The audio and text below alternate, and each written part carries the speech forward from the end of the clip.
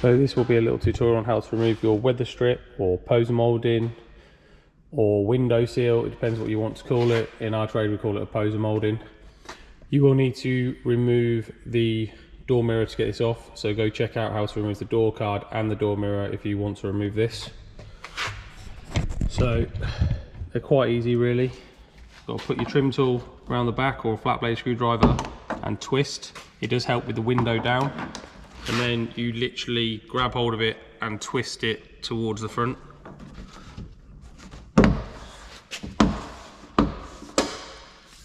And that is how to remove your poser moulding.